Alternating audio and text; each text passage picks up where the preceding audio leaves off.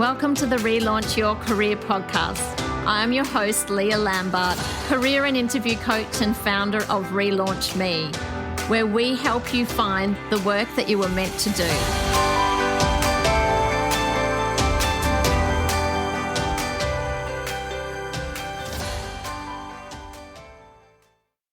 Welcome, everyone, to the Relaunch Your Career podcast.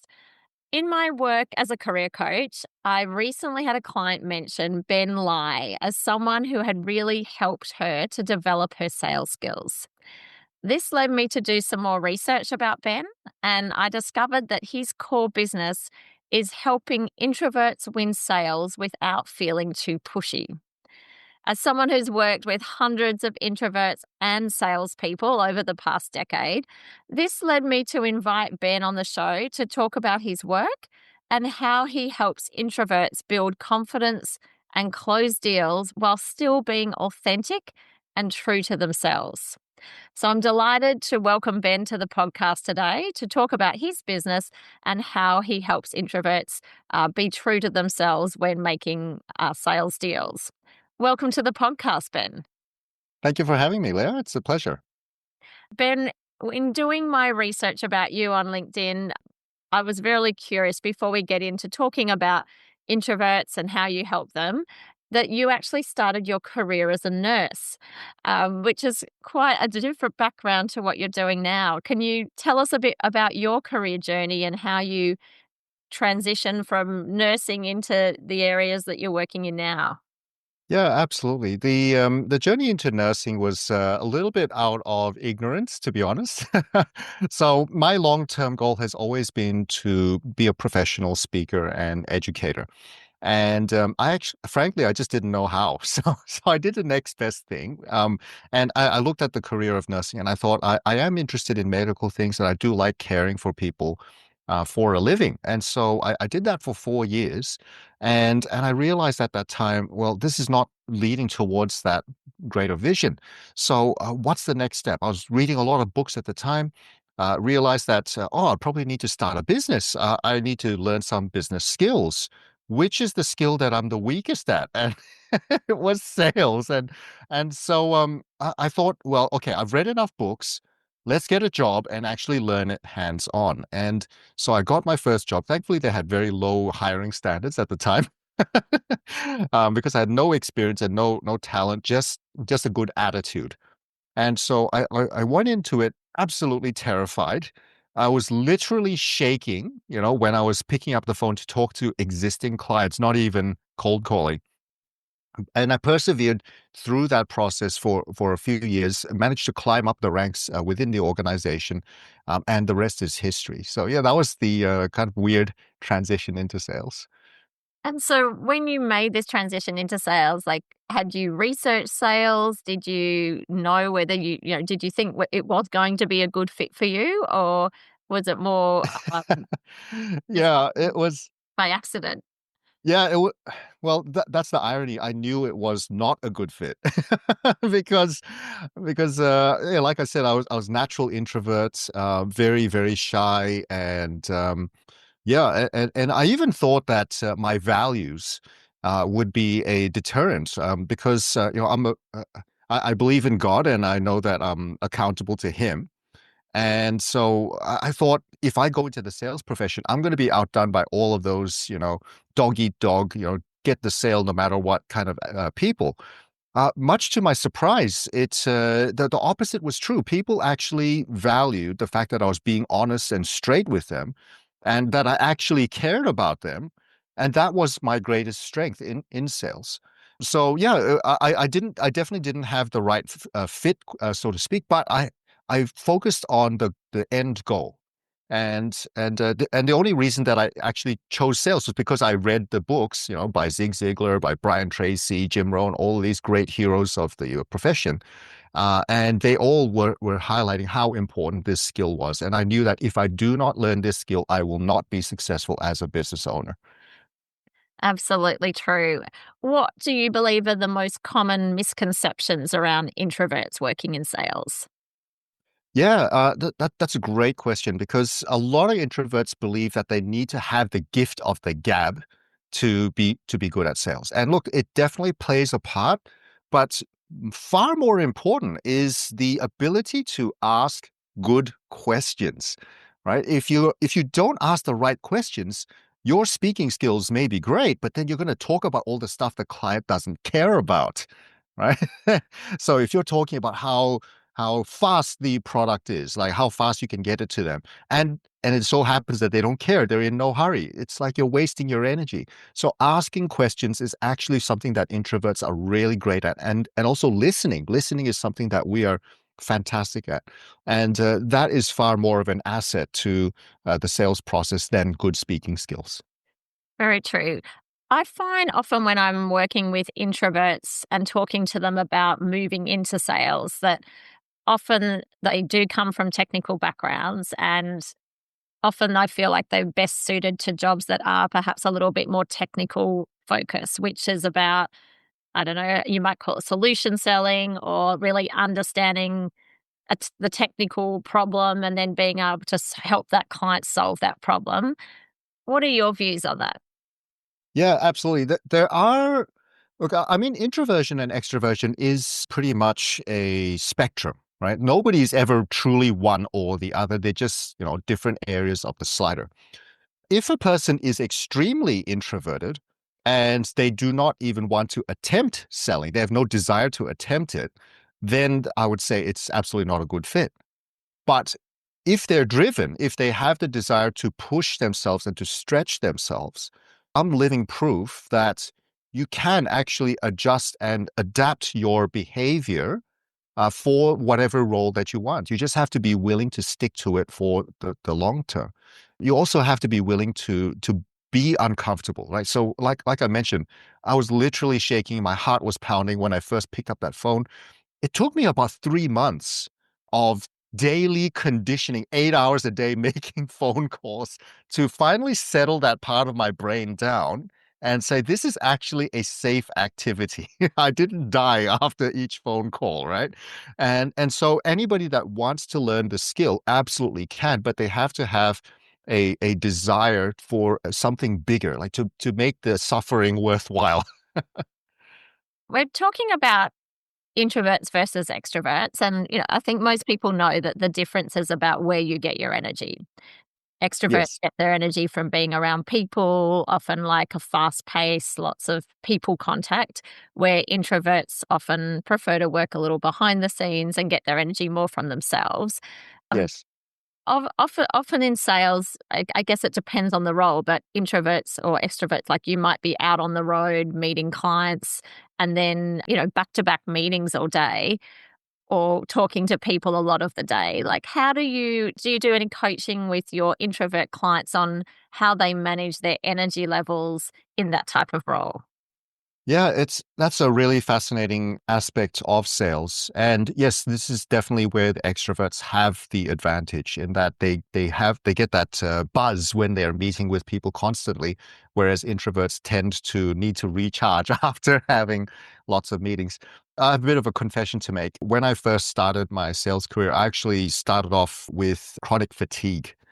So not only did I expend a lot of energy, talking to people, I also had physical, limitations on how much I could do. And so that led me to do a lot of research into how to increase my personal energy from a health perspective, sleep habits, and all that. So over the years, I've been progressively fixing one thing at a time to help to improve my energy, physical energy levels. But on top of that, what may be a disadvantage for introverts can be turned into an advantage. So I'll give you an example. So there was a period during my sales career where I was doing just nothing but cold calls, right? And nothing would drain my energy more than forcing myself to pick up that phone. I already had some sales experience at that point in time, but huge amounts of energy to pick up the phone and actually make cold calls. And so what I lacked in energy, I decided to compensate with quality. So whereas some colleagues would do 100 calls to make one or two appointments, I would make 20 calls and I would book five appointments. So it was quality over quantity. And that forced me to think, how can I get the most out of every single call attempt And what's the script that I should use? How do I be more client centric? How do I focus in and narrow down my audience? So I would make a few calls, but I would make book more appointments than my extroverted compatriots. So did that involve like doing more research about the client, understanding their problems? Like were you going into that sort of more depth around your preparation? Yeah, it did, which again for introverts is a dangerous area because we get into over analysis mode, right? And analysis paralysis. So sometimes I would spend 30 minutes of research on a single call. I would call and then they wouldn't pick up and I was wasted 30 minutes, right? So there is a bit of a balance, but it was more about thinking about the strategy as a whole and trying to think rather than just smiling and dialing as they say, just being a little bit more strategic, being a bit more intentional about who you are approaching, customizing the message for them, and so that there's a much more higher probability of actually booking an appointment with them. Okay. We've talked a little bit about extrovert versus introvert. I assume you know and are very familiar with the Myers Briggs. Yes, yes, of course, yeah. Yeah. Can I ask what your profile is? Oh, to be honest, I forget what all of the different personality profiles are. So I've actually been teaching my clients my own version, which was borrowed from one that I did a long time ago. They actually use animals to describe the different personality types. So lions are the very assertive leadership types, obviously extroverted. Then you have otters, which are the party animals. They like social gatherings. Then you have the golden retrievers, which is the very loyal relationship-based ones, and then you have the beavers, which are more analytical. So you'll notice that they kind of fit into most of the personality models. I'm very strongly the golden retriever, so I'm not sure what that equivalent is in Myers-Briggs. Yeah. And Okay. uh, So yeah, I yeah, would like in Myers Briggs, like one of the areas of the personality is thinking versus feeling. So, yes, thinking is people who are very results focused, very analytical, often quite competitive, where the helper is probably more the golden retriever that is yes, very caring, compassionate, warm, very yes, relationship focused, and usually also, really value relationships and want to do meaningful work. yes, yes. Um, That pretty much fits me. yeah. So I find it really interesting also thinking about salespeople because I find that often people who are really good salespeople traditionally can be more on the T, the thinking.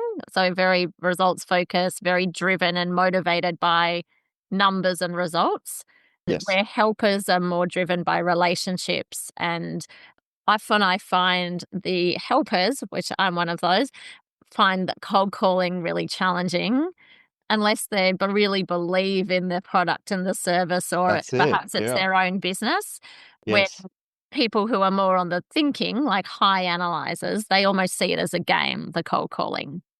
And Mm, they're mm. motivated. They know, like, if they make this many calls, they'll get this many appointments and earn this much for the month.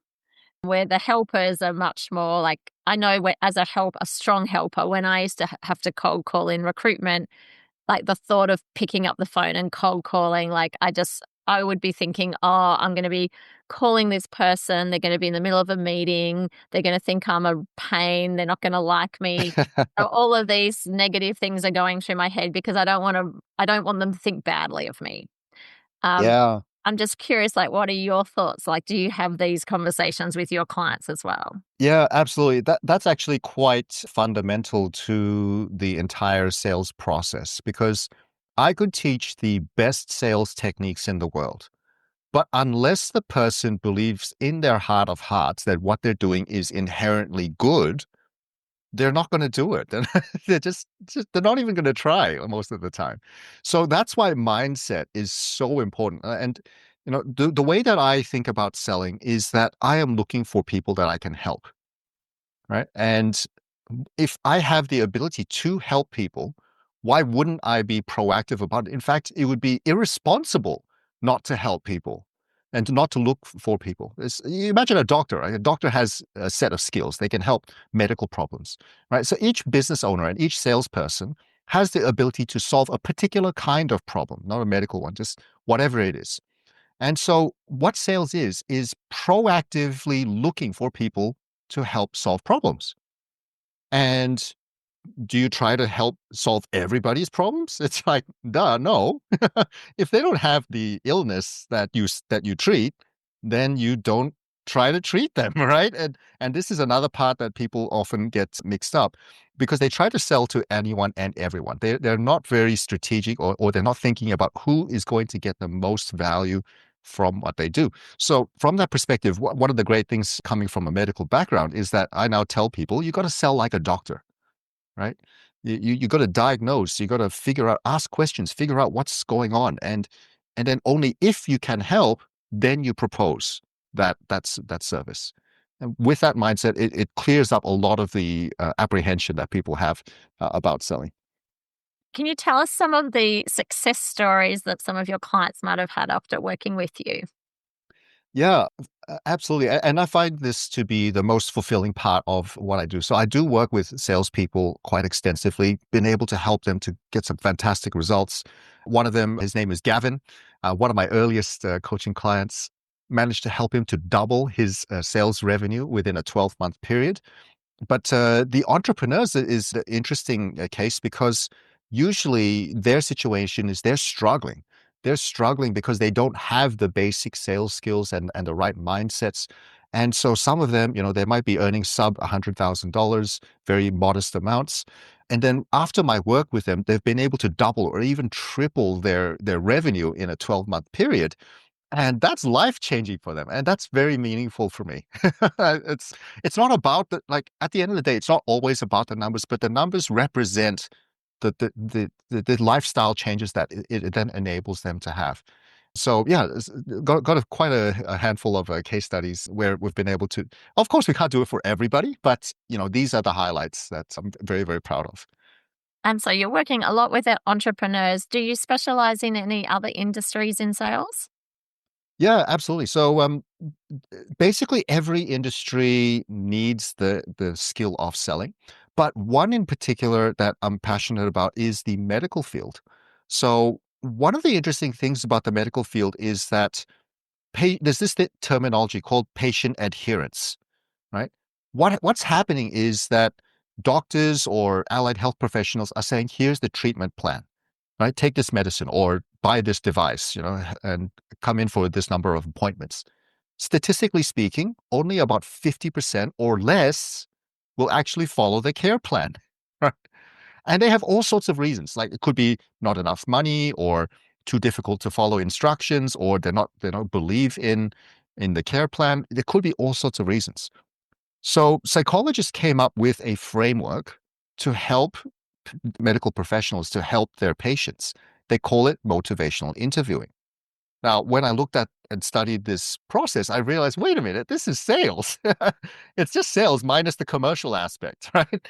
And so what I've done is I've combined the commercial aspect and the psychology aspect to help medical professionals to be more persuasive with their patients so that the patients actually do what's in their best interests.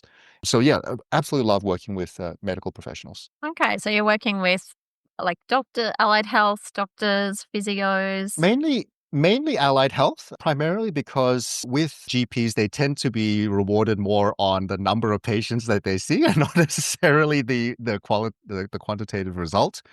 But yeah, so orthodontists, specialist dental practices, osteotherapy, audiology, physiotherapy, all of these types of clients, yeah, they've gotten a lot of value putting the sales process and their medical values together, and showing that it's really one and the same, and not something that's goes against their values. Okay, so Ben, if someone was interested in working with you, can you just give us a little bit of an outline of what your coaching process might involve? Like, is it run over a number of weeks, months? Like, could you give us a bit more information in Yeah, if someone out there was interested in helping, coming to you to help you develop their sales skills further? yeah, absolutely. I've got offers for businesses of all sizes and of all budgets. So I have a free tier. So I've got a QR code, and I'll send you the link afterwards to enroll for my community coaching, which is absolutely free, no obligations, no strings. Come along as often as you like. Then the next tier up is community coaching, which is monthly commitment. come along and it's much more in-depth and much more regular. Then we have the one-to-ones, which is more for strategic and for implementation and execution. That's usually the hardest part. Anybody can log on to YouTube or read a sales book and to learn all this information, but to actually put into practice is tricky, right? And that's where the one-to-ones help to implement. So yeah, definitely packages for everyone, from teams to individuals. Okay, excellent. And if there was some introverts out there who are feeling that if sales isn't the right area for them, or perhaps they'd like to get into sales, but they feel like they don't have the right personality, what would be your advice? I would be asking them, what is your big goal? Because I would not want to push them to do something that would make them feel very uncomfortable unless they had something that was really important to them, that sales was going to be that bridge to help them to get there. Right? If I did not have that grand ambition of being a professional speaker, I would not have gone into sales. I would have just stayed in nursing for the rest of my life. It's a great profession. So yeah, you have to really have a big reason to want to do it. And then if you have to do sales, even though you don't want to, I'm the right guy to talk to. I'll help to smooth out that process to make it a lot more pleasant. I wish I'd known about you many years ago, Ben. I think when I worked in recruitment, we used to do cold calling like often on a Friday morning. I think I used to hide in the toilets, and the thought of picking up the phone and making like that same script over and over again, like definitely didn't feel authentic to me. And it was actually the reason I left Yeah, recruitment, because I thought if I yeah. did want to one day have my own business in recruitment, like I Mm, could. But funnily enough, as a career coach, I also do sales. It just feels, I guess, more authentic and more yes. purposely meaningful doing the work I do now. So, um, Yeah. There's definitely different forms of it. And yeah, I actually frequently advise entrepreneurs not to do cold calling because it's just so energy intensive, right? And yeah, so I totally relate to that story. I didn't hide in the toilets, but I was but I was very terrified of it. And yeah, we do what we have to do in order to get what we really want in life. It's the price that we have to pay. And great advice from Dr. Phil back in the day. He said that successful people do the things that the others are not willing to do. Right. So for me, it started off as something that was just a necessary thing, but over time, I gradually discovered that, oh man, this is actually something that a lot of people can benefit from. And when you see it as something that you're doing to help people, then it feels a lot better to do it. yeah, well, look, Ben, I love what you do. I think there's so many people out there who would really benefit from the work you do, because I think this really holds people back from achieving their career goals. So great to have you on the show. Thank you for sharing some stories and some insights. So once again, thanks for joining me. Fantastic. Thanks again, Leah. I really appreciate it.